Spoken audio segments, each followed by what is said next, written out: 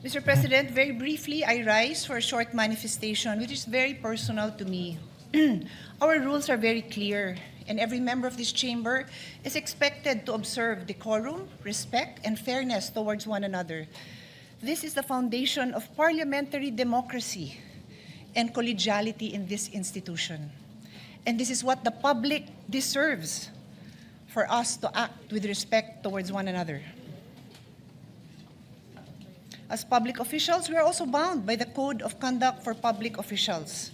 And our civil code also requires that everyone acts with justice, gives everyone his due, and observe honesty and good faith.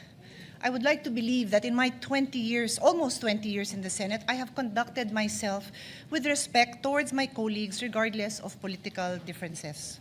Mr. President, today, a public statement was made by our colleague, Senator Ping Lacson, which was also posted in his YouTube page, suggesting that my vehicle was used to assist Senator De La Rosa in entering the Senate premises, which I quote, "Ang pagkakaalam ko, at least silang dalawa lang mag-ate, Cayetanos, ang nakakaalam tungkol kay Bato na darating.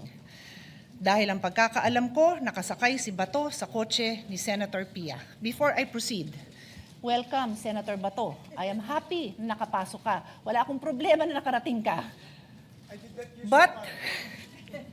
But Mr. President, I go back. Sinabi man niya na sa pagkakaalam niya, ang katanungan ko po, Mr. President, nag-abala ba kayo mag-double check? Bago niyo yan sinabi sa public. Because despite that qualification, the statement was publicly conveyed in a manner that created the impression that I was directly involved in facilitating Senator De La Rosa's entry into the Senate premises.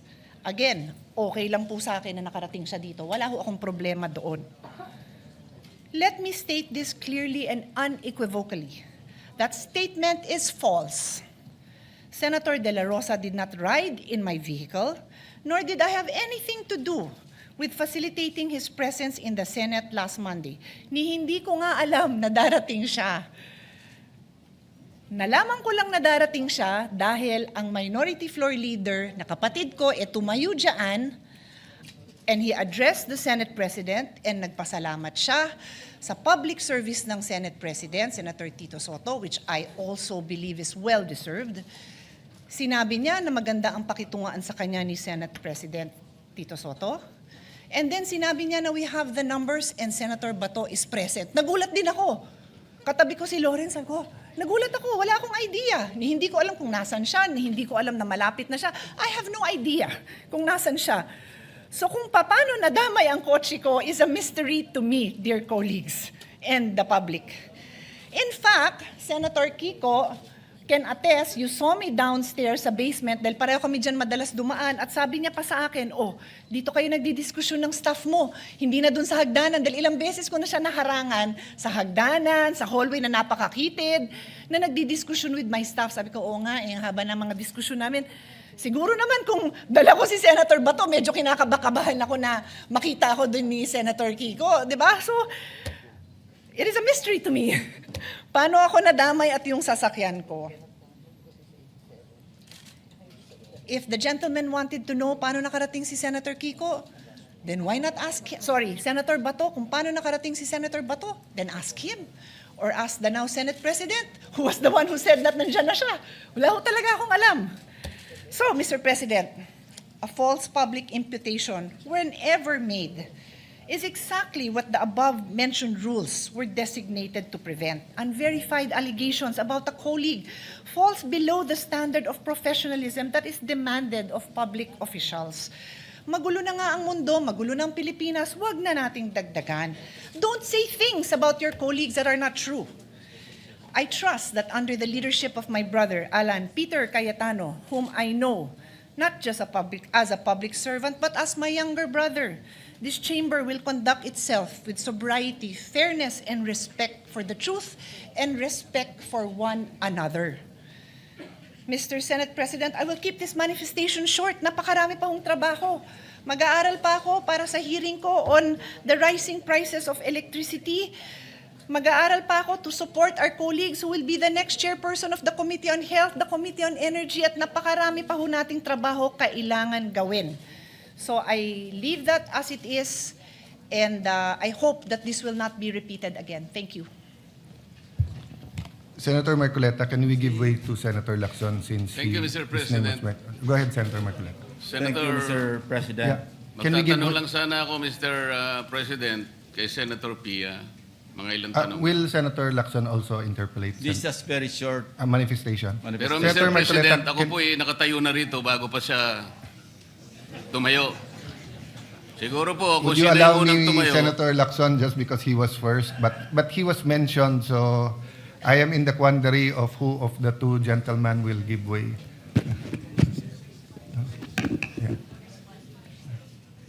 May I, Mr. President? Yeah. Senator Marcoleta, may I ask you this personal favor since the gentleman was mentioned? Sige po, mas matanda naman siya sa akin eh. Thank you. Thank you, Mr. Thank you. President. Senator Lacson is recognized. I want to put it on record that I sincerely apologize to our distinguished colleague, Senator Pia Cayetano. That information was relayed to me by a fairly reliable source, no? And if that was a mistake, then I sincerely apologize. I thought I made that public statement because I thought it was just a very not really a serious matter, but because maski saan sumakay si Senator Bato, as everybody would agree, it is of no moment. No? Sa amin siguro, kung malaman namin kay Senator Ligardo pa nakasakay, baka doon pa kami magkaroon ng issue. Pero maski kanino pa siyang nakasakay na sasakyan, lalo na from the majority, sa tingin ko wala naman pong problema, walang issue. Kaya parang inisip ko, okay lang yung i-share ko yung information that I received from, ang sabi ko, from a fairly reliable source. Now, if it is false, then, or even if it is not false, then I sincerely apologize, Mr. President. Well, Senator Pia said that she will leave it at that, so I will not refer it to any committee. Senator Lacson apologized, you accepted. If I may just interject that it might seem innocent, Senator Lacson, but to those who are commenting, they think it's a crime, even because people got confused with the timeline, that when he got here, we didn't know there was an ICC warrant and everything. I told the media after my sister speaks, sa akin siya nakasakay, and I did not tell my sister, and I did not tell many of the members in the majority that he will attend. Ang sabi ko lang, please be there. Senator Marcoleta. Mr. President, tatanong ko lang po sana kay Sen Pia, kung halimbawa po ako'y nakisakay sa kanyang sasakyan, siya po ba o ako'y nakagawa ng isang krimen dito sa ating bansa?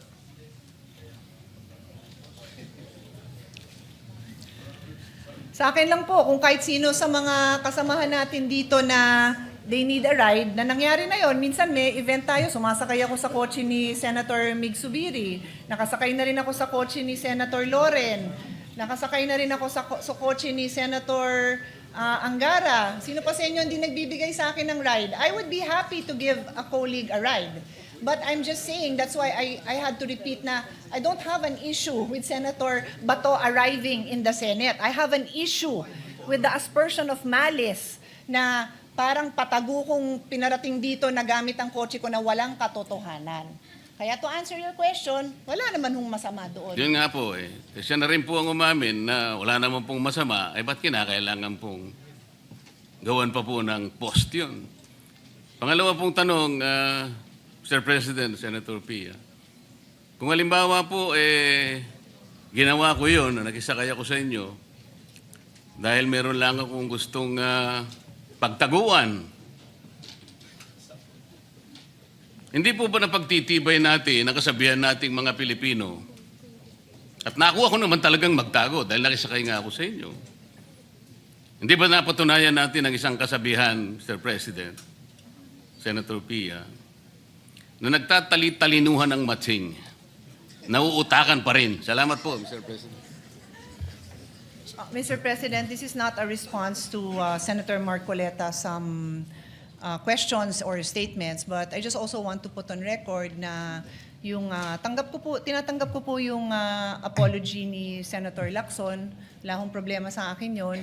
Kaya lang po, ako'y nakikiusap sa lahat ng kasamahan natin na mag-ingat naman tayo sa statements because these are very troubling times. Everybody's so sensitive. Kung sino yung kakampi mo, lahat na ng ginawa niya tama. Kung sino yung kagalit mo, lahat na ng ginawa niya mali. So why would you make a statement that would arouse angry feelings or questions about my credibility or about anything that would create any negative implication on your fellow senator? Sana po wag ganon. Yun lang sasabihin ko. Sana walang ganon. Kasi kung wala namang intensyon, di wag na lang sabihin, di ba? Yun lang naman po ang sa akin. Thank you very much. Yes, emotions are high, but we are all called to a higher calling. We all have sentiments. I don't think it will be stopped. It will come out in the next few weeks depending on the issue. Having said that, as Senator Pangilinan said yesterday, maraming issue kailangan tumutok. For the record, sa kotse ko sumakay si Senator Bato, as he said. When I talked to him and said, how can I go in the Senate? I was aghast. Senador ka bakit problemang pumasok ka? But naisip ko yung commercial ni Amang Parika, yung sabi, sumakay ka pa. Kaya sabi ko, sa akin ka na sumakay. That's why it's so obvious that I knew he was here because when I spoke earlier. Having said that, an apology was made, an explanation was made, so move on from that.